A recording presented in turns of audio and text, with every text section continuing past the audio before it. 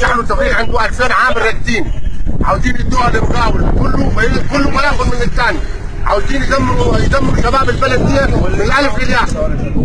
والعقد اللي بيقولوا مضى على هيئه ده غير قانوني، مش قانوني العقد اللي مضى على هيئه، وكانوا ياخذوا 500 جنيه وكانوا يحطوها في جيوبهم، كانت 500 جنيه ما كانش تتورد للشحن والتفريغ، ولو كنت هم مدينين الشركه القابضه مديناهم تمام بمرتبات العمال اللي عندهم.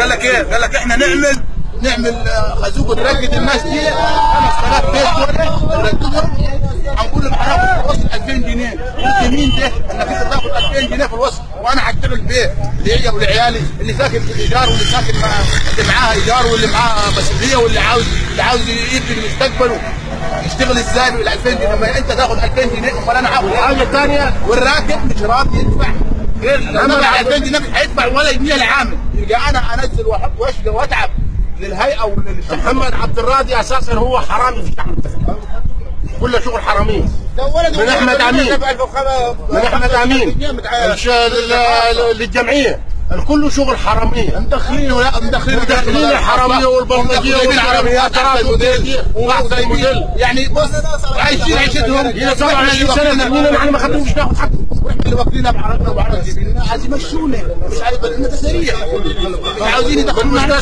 المستثمر ونحن قاعدين راكدين. 81 جنيه بتاعت الوصال فات الناس دقون الوصل 80 جنيه اصلا، الوصل ب 81 جنيه وبياخدوا 500 جنيه ظلمه الكفره.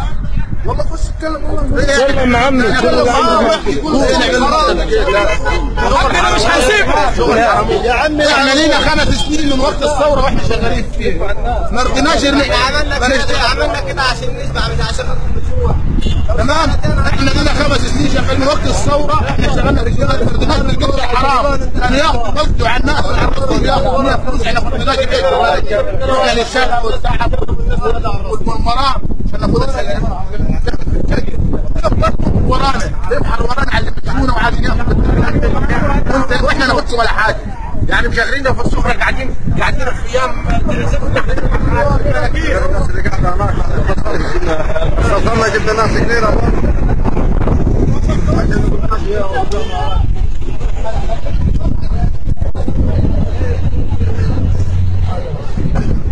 وقفوا حالنا حيخلونا نشحت مش هتلقى حد يشحتنا.